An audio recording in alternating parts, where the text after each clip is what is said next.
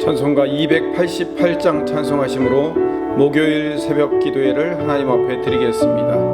288장 예수를 나의 구주 삼고.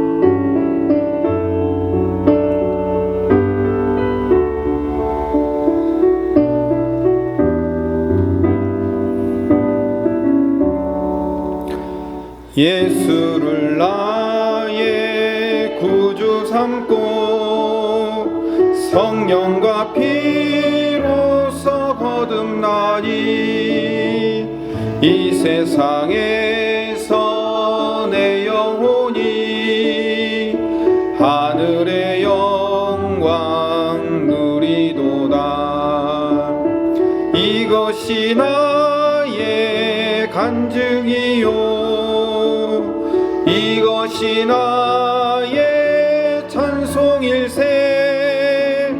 나 사는 동안 끊임없이 구주를 찬송하리로다.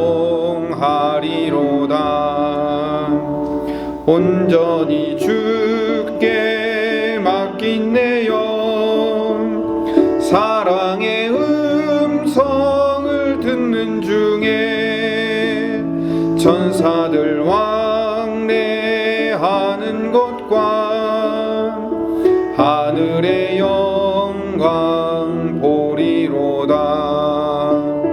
이것이 나의 간증이요 이것이 나의 찬송일세. 나 사는 동안 끊임없이 구주를 찬송하리로다.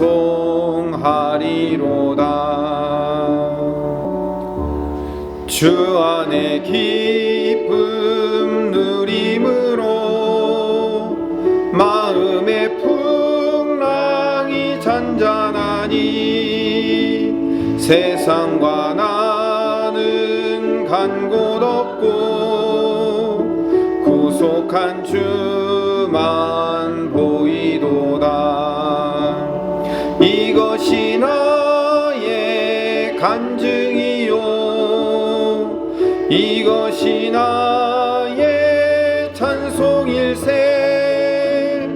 나 사는 동안 끊임없이 구주를 찬송하리로다.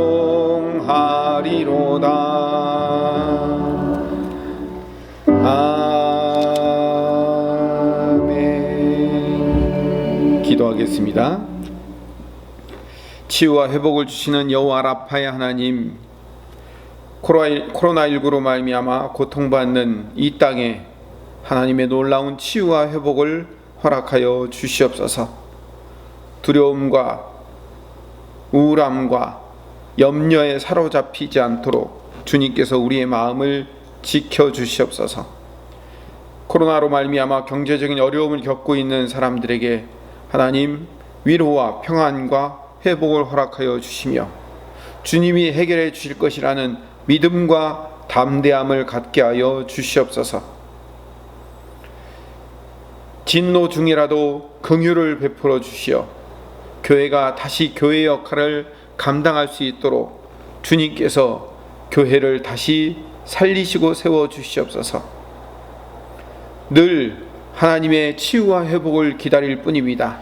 은혜를 부어 주시옵소서.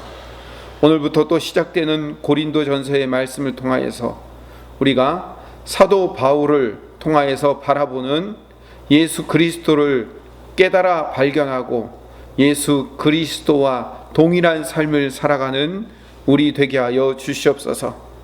오늘도 말씀 가운데 함께하여 주시옵기를 간절히 바라옵고 예수님 이름으로 기도드립니다. 아멘. 어제까지 에스겔서를 마치고 이제 오늘부터는 고린도전서를 시작하겠습니다. 구약이 끝났으니까 이제 신약을 할까 합니다. 저한테 개인적으로 이 고린도전서는 굉장히 난해하고 어려운 사도 바울의 서신서입니다. 이 고린도전서보다 더 어려운 책들 많이 있지 않습니까? 예, 그렇습니다. 로마서도 훨씬 어렵고요. 요한계시록도 어렵고 방금 어제까지 끝냈던 에스겔이나 예레미야, 이사야 참 어려운 책들입니다. 그러나 제 개인적으로는 이 고린도 전후서가 저한테는 굉장히 어렵습니다. 제가 목회를 벌써 20년 동안 하는 동안 성경 전체를 거의 대부분 다 새벽 또는 수요예배 때 강해로 다 했지만요, 이 고린도 전후서만큼은 처음에 시작하다 그만두고 중간에 하다가 그만두는 일들이 많이 있었습니다. 처음부터 끝까지 가본 적이 없습니다. 그럴 만큼 이 고린도 전후서는 저에게 개인적으로 풀리지 않은 숙제 중에 하나입니다. 그래서 오늘부터 이 새벽을 통해서 이 고린도 전후서 말씀을 한번 돌파해 보도록 하겠습니다. 응원해 주시고 기도해 주시기를 부탁드립니다. 고린도 전서 말씀이 어렵습니다. 아주 어렵습니다. 그래서 여러분들이 이 말씀을 듣고 한 번 듣고 끝날 것이 아니라 지금 온라인으로 드리는 예배니까 여러분들이 최소한 두 번 이상 다시 들으셔야 됩니다. 그리고 그 사도 바울의 마음, 그리고 사도 바울의 생각, 사도 바울 안에 여러분들이 들어갈 필요가 있습니다. 오늘은 새벽 기도회지만 좀 내용이 깁니다.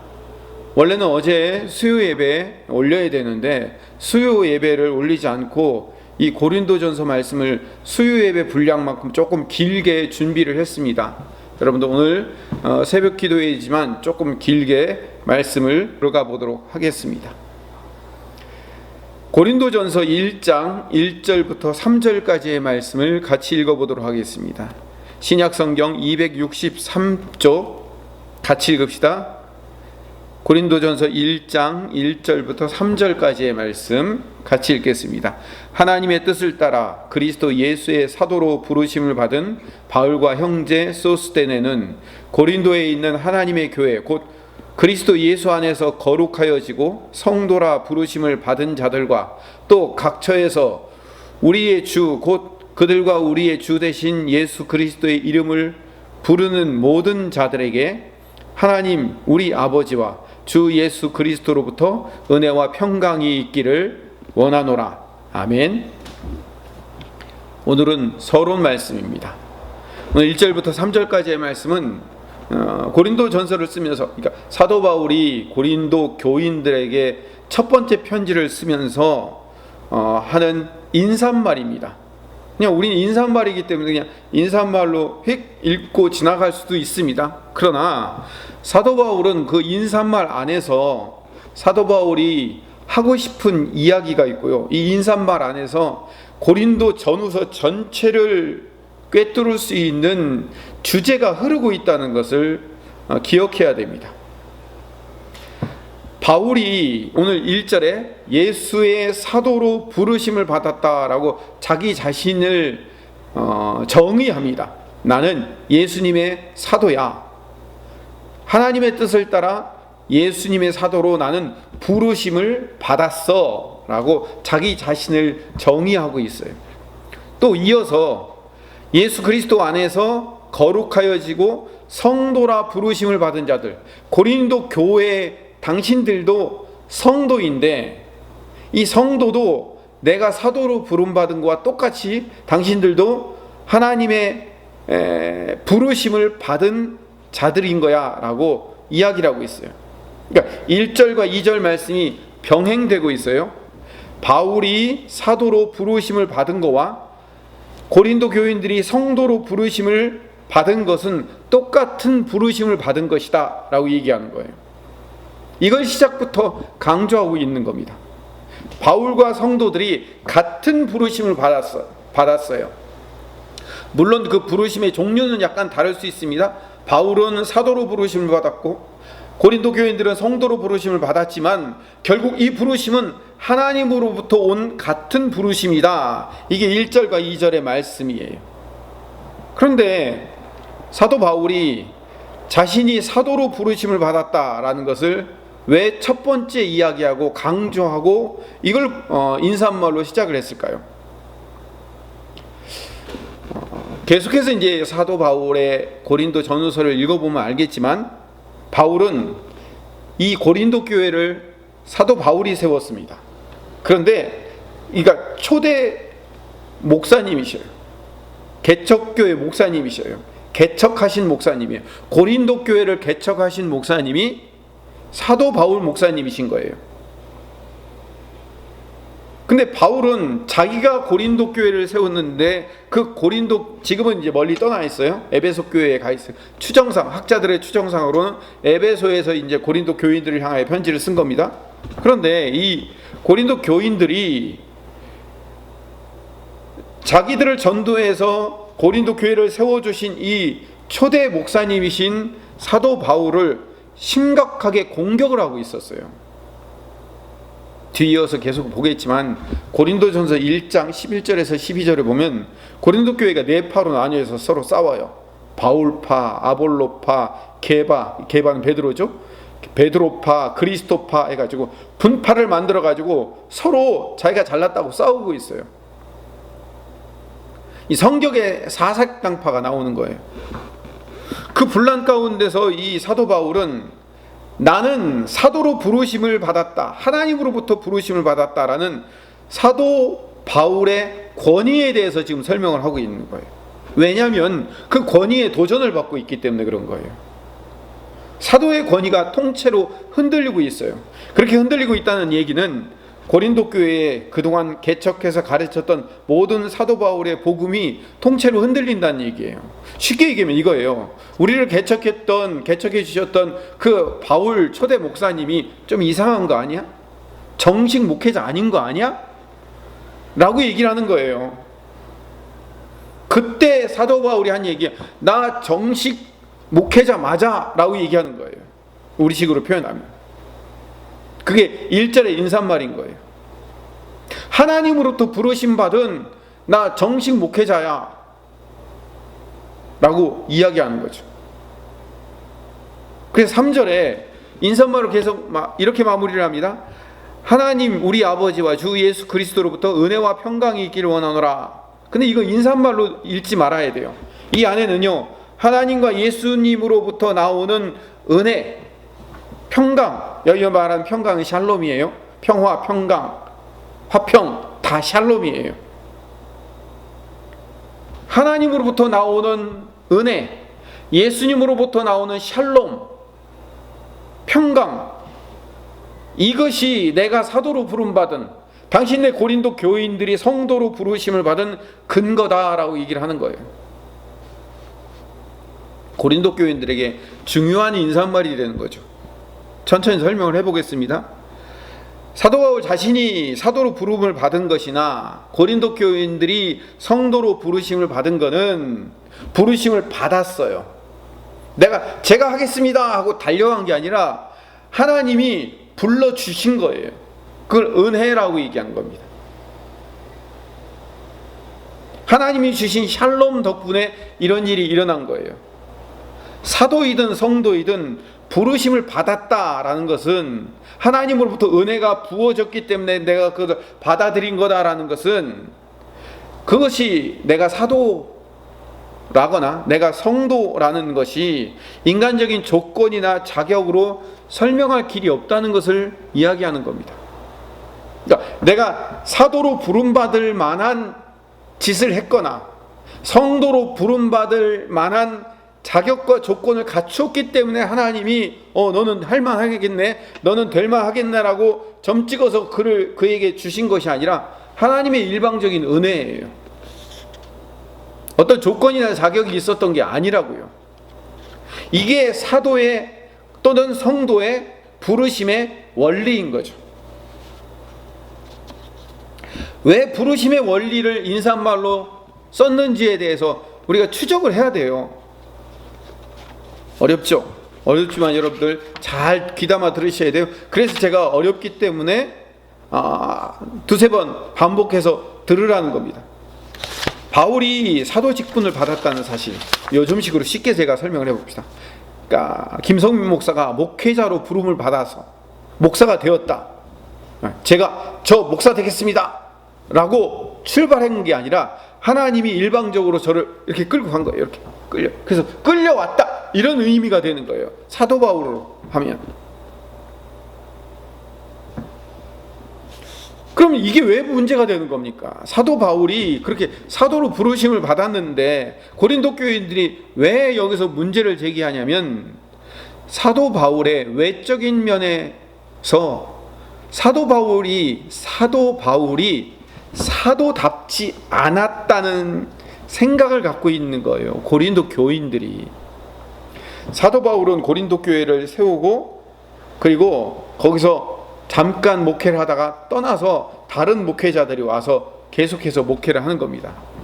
그러니까 그 2대 3대 온 목사님들하고 초대 목사님이신 사도 바울 목사님하고 비교를 하는 거예요. 바울은 외적인 문제를 갖고 있었어요. 고린도후서 10장 10절을 읽어보면, 제가 읽어보겠습니다. 그들의 말이, 그의 편지들은 무게가 있고 힘이 있으나 그가 몸으로 대할 때에는 약하고 그 말도 시원하지 않다니. 고린도 교인들의 말에 따르면 편지를 읽을 때는 사도 바울이 굉장히 힘있게 보이는데, 편지를 기가 막히게 잘 쓰니까요. 그 사도 바울의 편지들이 다 성경이 되었으니까. 그런데 직접 설교를 듣는 거 보면 시원치 않다고 불평을 하는 거예요. 그렇게 불평하는 이유는 아마도 아볼로라는 달변가가 있었기 때문에 그럴 수 있습니다.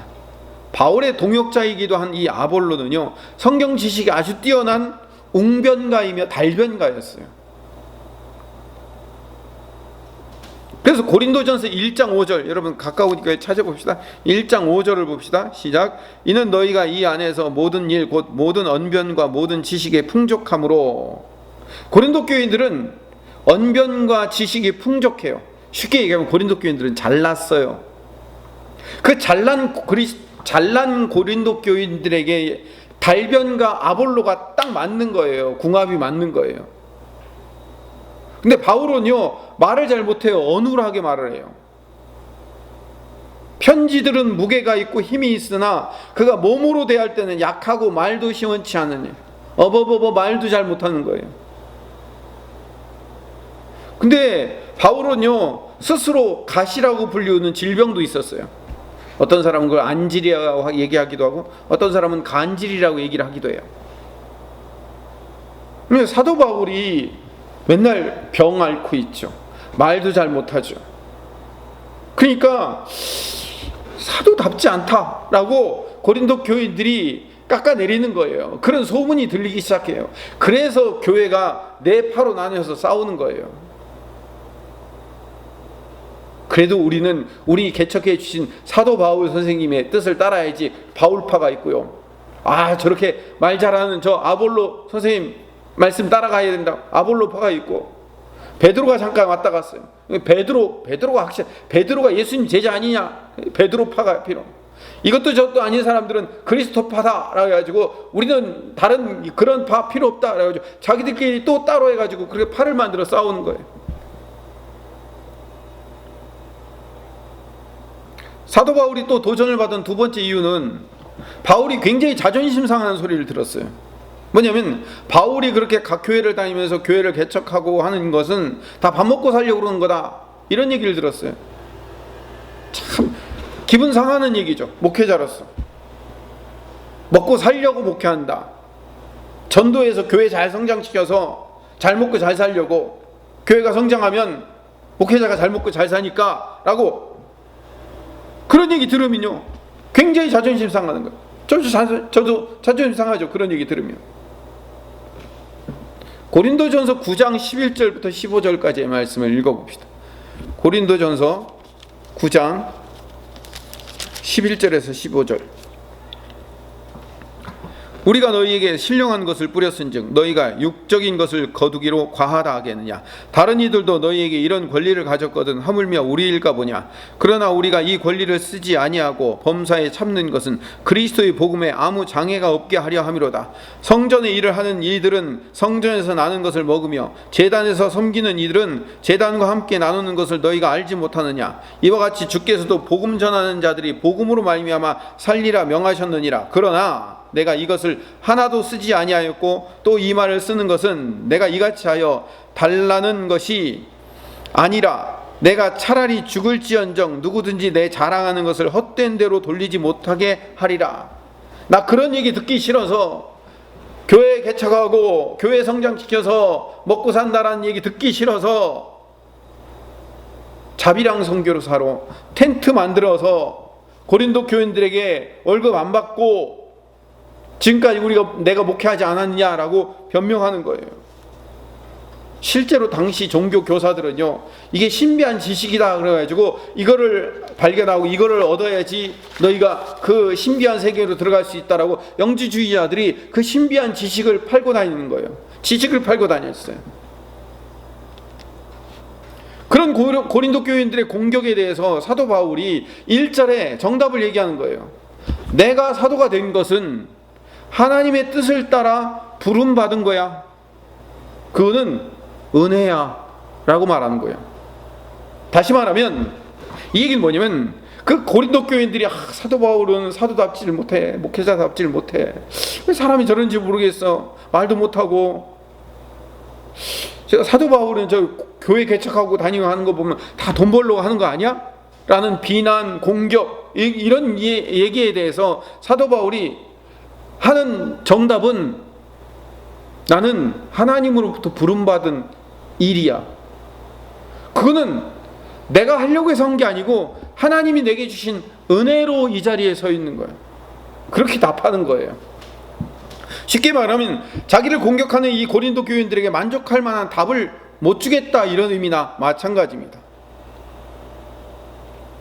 당신은 사도답게 안 생겼어, 왜 이렇게 못생겼는지 몰라 라고 공격할 때 성형수술해서 고친 다음에 이 정도면 사도답지, 이 정도면 목회자답지 라고 증명하지를 않았어요.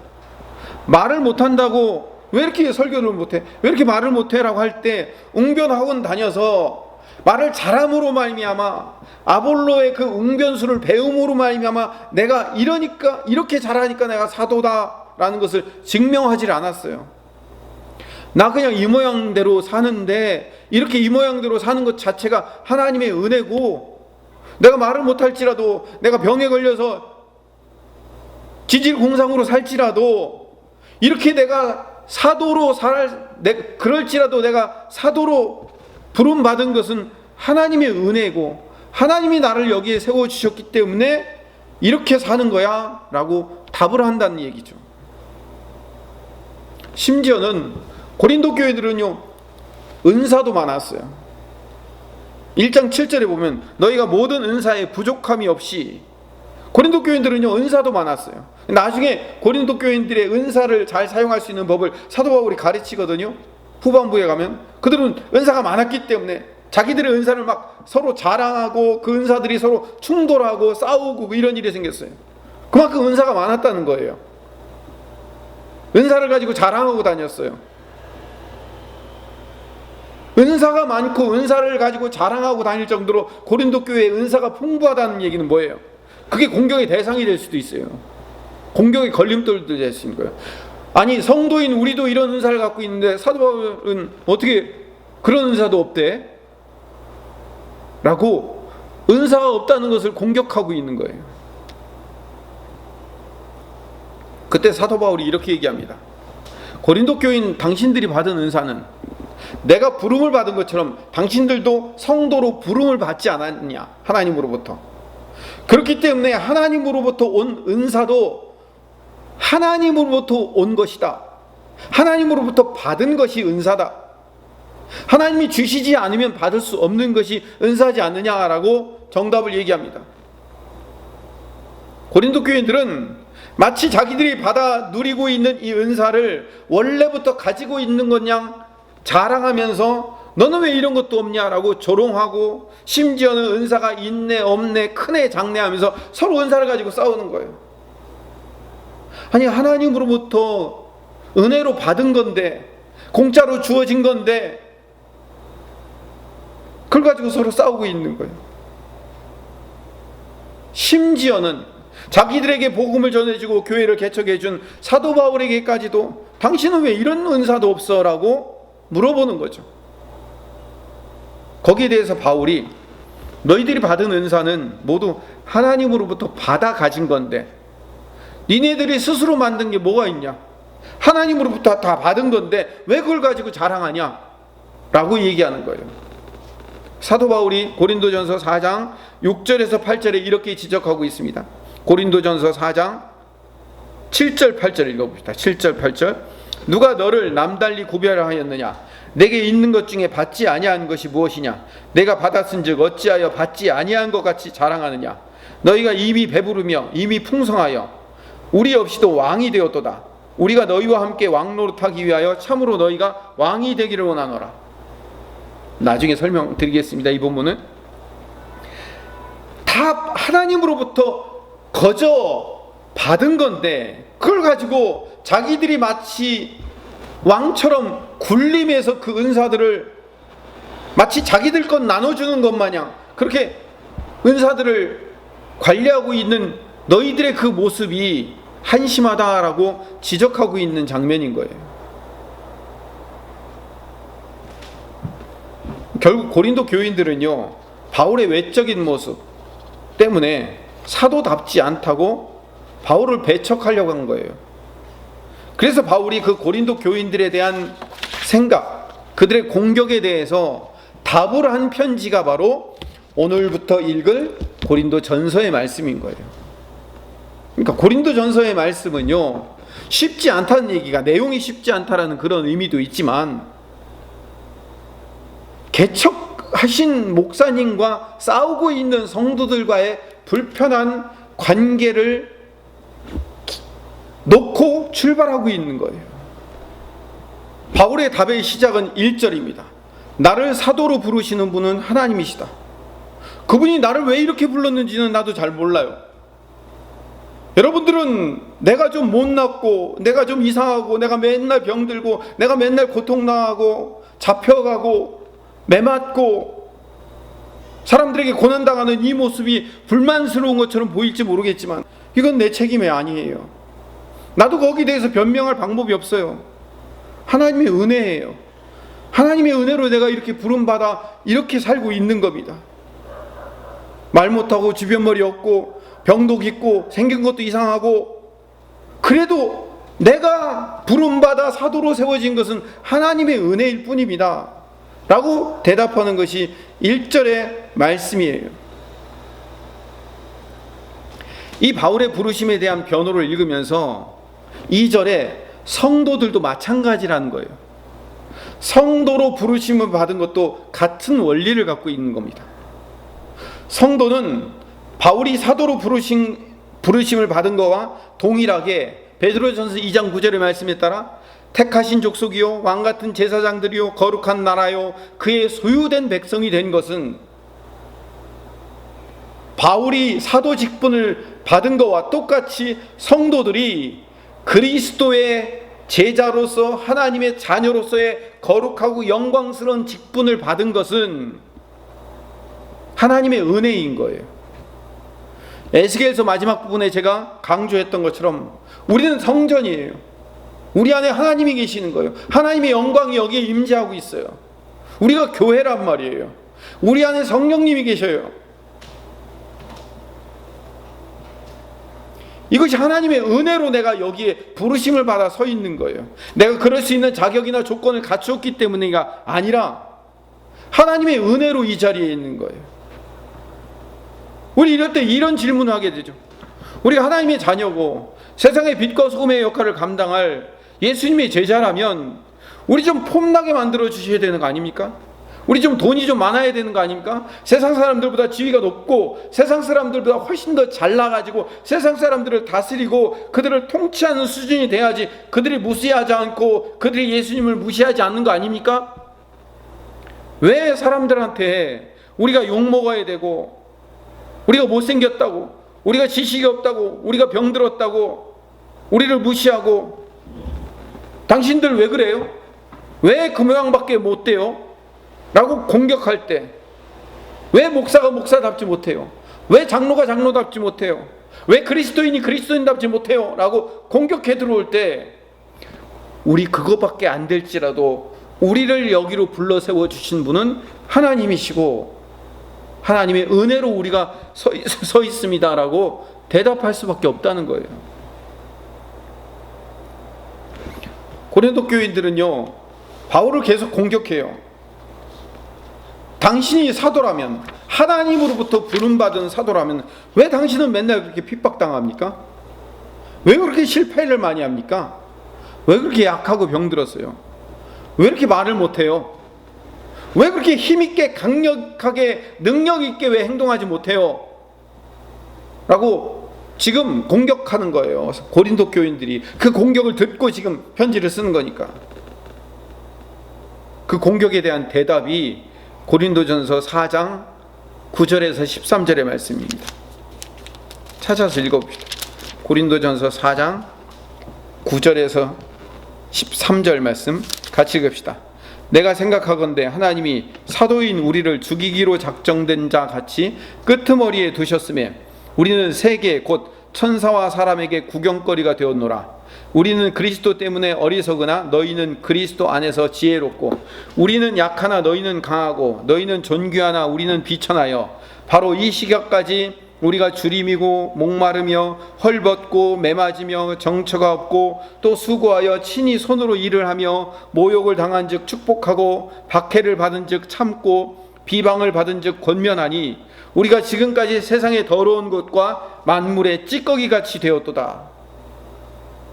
이게 고린도 교인들 앞에서 사도 바울이 자기 자신을 적나라하게 지금 드러내고 있는 말이에요. 고린도 교인들은 지금 세상 방식을 가지고 사도 바울을 공격하고 있어요. 당신이 진짜 그리스도의 사도라면 사도답게 말하고 사도답게 행동하고 사도다움을 보여줘야 되는 거 아닙니까? 라고 공격하는 거예요. 사도다움이라는 것은 뭔가 좀 능력 있고 굉장해 보이는 것으로 우리에게 가르쳐줘야 되지 않습니까? 라는 의미죠. 몸도 약하고 병들고 못생기고 말도 못하고 어떻게 그렇게 그런 모습을 가지고 당신이 사도냐? 나중에 마지막에는요 12사도들은 예수님과 함께 3년 동안 같이 다녔으니까 사도인데 당신은 예수님도 못 봤지 않냐? 근데 무슨 사도냐? 이런 공격까지 오는 거예요. 그런 질문에 대한 사도 바울의 대답이 뭐냐면 나는 모르겠다는 거예요. 내가 아는 것은 하나님이 나를 사도로 불러주셨고 그것은 하나님의 은혜이고 나를 이 모양으로 만들어서 부르시고 아무것도 고쳐주지 않고 그냥 생긴 대로 살도록 내버려 두신 이유는 하나님의 은혜일 뿐이에요. 이게 사도 바울의 대답이에요. 한 걸음 더 나아가 사도 바울의 대답은 나를 세상의 구경거리로 삼을 정도로 비천하고 연약하게 그냥 두셨다는 거예요. 아유 왜 저래 라고 손가락질 당한 모습 그대로 나를 불러주신 거예요. 세상의 구경거리로 삼을 정도로 비천하고 연약하게 그냥 내버려 두시는 거예요. 그럼에도 불구하고 나는 사도인 거예요. 왜? 하나님이 부르셨기 때문에. 그게 사도 바울의 선언이에요. 세죠? 이게 바로 믿음이 세다는 거예요. 정말 강한 믿음이에요. 우리는 성도라면 하나님의 이름을 위하여 주의 복음을 위하여 세상 사람들 앞에서 나 좀 성공시켜 달라고 나 좀 잘 먹고 잘 살게 해달라고 기도해요. 그 이유가 뭔지 아세요? 우리가 성공해야 하나님께 영광이라고 하나님을 다그치기 때문에 그래요. 하나님 내가 잘 먹고 잘 살아야 내가 세상 사람들 앞에 우뚝 서 있어야 하나님이 영광 받는 거 아니에요? 예수 믿으면 저 정도는 되는 거 아니야 라고 하나님 그러니까 나 좀 그렇게 떵떵거리고 잘 먹고 잘 살게 좀 만들어 주세요. 그래야 예수 믿는 사람들이 빛이 나지요 라고 하나님을 다그치는 거예요. 내가 세상에서 시원찮게 살면 세상 사람들이 예수 믿는 사람들을 우습게 보고 예수님까지 우스운 취급을 다 받게 된다고 우리는 그렇게 기도하면서 하나님을 협박하고 있는 거예요. 근데 하나님은 그렇게만 일하지 않으셔요. 바울은 자기가 1차, 2차, 3차 전도여행을 다니면서 경험했어요. 하나님이 일하시는 방법은 우리가 생각하는 것과 전혀 달라요. 그 가장 대표적인 예가 십자가예요. 우리의 인생 가운데 하나님이 일하시는 방법이 한 알의 밀알이 땅에 썩어져야 열매를 맺는 것이라는 사실을 우리를 통해서 가르쳐주고 배우게 하시는 거예요. 그래서 바울의 이 고린도 전후서를 읽으면서 사도 바울의 마음을 알지 못하면 우리는 겉으로만 수박 겉핥기처럼 읽을 수밖에 없는 거예요. 사도직에 대한 바울의 변명을 들으면서 하나님께서 우리를 통해서 어떻게 일하고 계시는가를 알아야 돼요. 하나만 더 찾아봅시다. 고린도 후서 10장 3절. 고린도 전서가 아니라 후서입니다. 고린도 후서 10장 3절에서 8절 말씀 읽어봅시다. 같이 읽읍시다. 우리가 육신으로 행하나 육신에 따라 싸우지 아니하노니 우리의 싸우는 무기는 육신에 속한 것이 아니요 오직 어떤 견고한 진도 무너뜨리는 하나님의 능력이라. 모든 이론을 무너뜨리며 하나님 아는 것을 대적하여 높아진 것을 다 무너뜨리고 모든 생각을 사로잡아 그리스도에게 복종하게 하니 너희의 복종이 온전하게 될 때에 모든 복종하지 않는 것을 벌하려고 준비하는 중에 있노라. 너희는 외모만 보는도다. 만일 사람이 자기가 그리스도에게 속한 줄을 믿을진대 자기가 그리스도에게 속한 것 같이 우리도 그러한 줄을 자기 속으로 다시 생각할 것이라. 주께서 주신 권세는 너희를 무너뜨리려고 하신 것이 아니요 세우려고 하신 것이니 내가 이에 대하여 지나치게 자랑하여도 부끄럽지 아니하리라. 이 말씀의 얘기가 무슨 뜻이냐면 우리의 싸움은 육체의 싸움이 아니고 영적 싸움이라는 거예요. 영적 전쟁이라는 얘기죠. 영적 전쟁이라는 얘기 뭔 의미냐면 우리를 공격하는 마귀가 있는데 그 마귀들을 물리치기 위해서 예수 그리스도 이름으로 명하노니 물러가라 막 하면서 그게 영적 전쟁의 의미가 전부가 아니고 하나님을 대적하여 높아진 것을 다 부수는 싸움이 영적 전쟁이라고 사도 바울이 얘기하고 있어요. 하나님 앞에서 높아지려는 죄의 본성이 우리 안에 다 있는 거예요. 여러분, 영적 전쟁은 여기서 하는 거예요. 여기서 우리 안에 있는 죄의 본성이 자꾸 하나님 앞에서 자기가 높아지려고 하는 거예요. 선악과를 따먹은 이유도 하나님과 같이 높아지려고 하는 거잖아요. 모든 죄의 뿌리는 내가 높아지려는 거예요. 죄의 마지막은 언제나 내가 신이 되려는 거예요. 자기의 잘남을 드러내려는 모습과의 영적 싸움을 싸워야 된다는 거예요. 그래서 모든 영적 싸움에서 하나님의 일꾼은 세상 앞에서 나의 잘난 모습을 드러내는 것으로 일하는 것이 아니라 그리스도의 잘나신 모습을 드러내는 것으로 일하는 것이 영적 전쟁의 승리다라는 것을 보여주고 있는 거예요. 여러분, 제가 고린도전서 내내 이야기하면서 말씀을 드릴 거예요. 내가 얼마나 강하고 내가 얼마나 세고 내가 얼마나 은사가 많고 내가 얼마나 하나님 앞에 은혜를 받을 수 있는 자격과 조건을 갖췄는가, 내가 얼마나 잘났는가 나를 증명하고 달려들려는 순간 그리스도는 내 안에서 존귀하게 될 수가 없어요. 그리스도는 이미 내 안에서 떠날 수밖에 없는 거예요. 사도 바울은 자기의 인생에서 철저하게 그걸 깨달았고 그것을 성도들에게 자기의 인생을 통해서 보여주는 거예요. 내가 이렇게 비천하고 천한 모습으로 있기 때문에 오히려 하나님께서 영광 받으시고 영적 전쟁에서 승리할 수 있게 되는 거다라고 말하고 있는 거예요.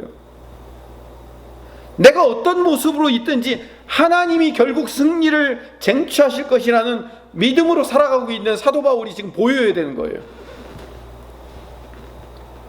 이 말을 다시 더 좀 쉽게 얘기하면 하나님께서는 사도인 이 바울을 세상의 방법으로 승리하게 만드는 게 아니에요.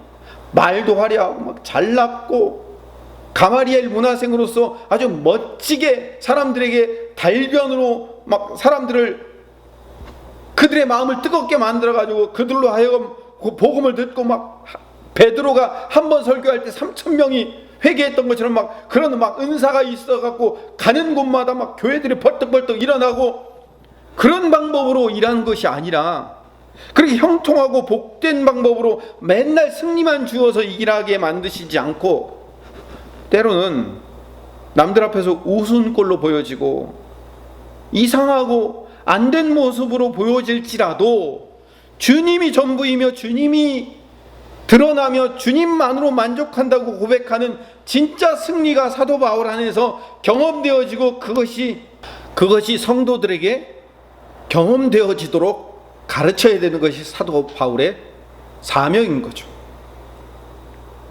고린도전서에서 사도 바울은 결국 주님이 높아지고 주님의 존재가 부각되는 것으로 사도의 직분은 완성되는 것이고 성도의 직분이 사용된다는 것을 배우고 가르치게 만드는 것이 고린도전서의 서론이자 결론이 되는 겁니다. 마지막으로 하나만 더 고린도전서 2장 1절부터 5절까지의 말씀을 읽고 마치겠습니다. 고린도전서 2장 1절에서 5절 말씀. 형제들아, 내가 너희에게 나아가 하나님의 증거를 전할 때 말과 지혜의 아름다운 것으로 아니하였나니 내가 너희 중에서 예수 그리스도와 그의 십자가에 못 박힌 것 외에는 아무것도 알지 아니하기로 작정하였음이라. 내가 너희 가운데 거할 때 약하고 두려워하고 심히 떨었노라. 내 말과 내 전도함이 설득력 있는 지혜의 말로 하지 아니하고 다만 성령의 나타나심과 능력으로 하여 너희 믿음이 사람의 지혜에 있지 아니하고 다만 하나님의 능력에 있게 하려 하였노라. 사도 바울이 어떤 힘있는 능력과 어떤 은사를 가지고 기가 막힌 말로 그들이 설득당할 수밖에 없도록 만들어내는 걸로 일하시지 않고 성령의 나타나심과 능력으로 일하게 된다는 거예요. 성령의 나타나심과 능력은 사도 바울은 못났는데, 사도 바울은 아닌데 사도 바울 안에 계신 하나님이 드러나더라는 거예요. 고린도 교인들 앞에서 사도 바울이 못나게 보이고 모자라게 보이고 대접 못 받는 일로 말미암아 결코 복음이 축소되고 복음 전파가 걸림돌이 되지 않더라는 거죠.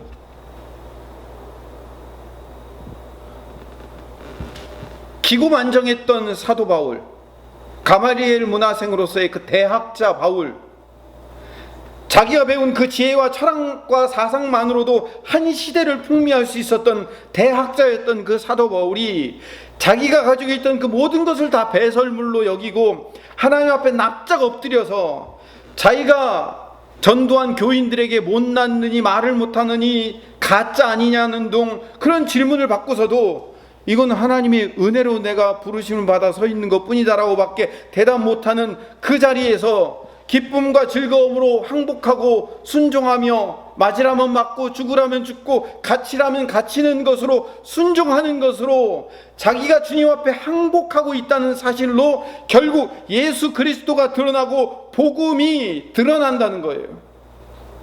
복음이 결코 자기의 못남 때문에 전파되는데 방해가 되지 않는다는 사실을 깨닫는 거예요. 그것 때문에 오히려 기뻐하고 즐거워하며 자신의 못남으로 말미암아 그리스도의 일하심이 더 크게 드러난다는 사실에 만족하는 삶.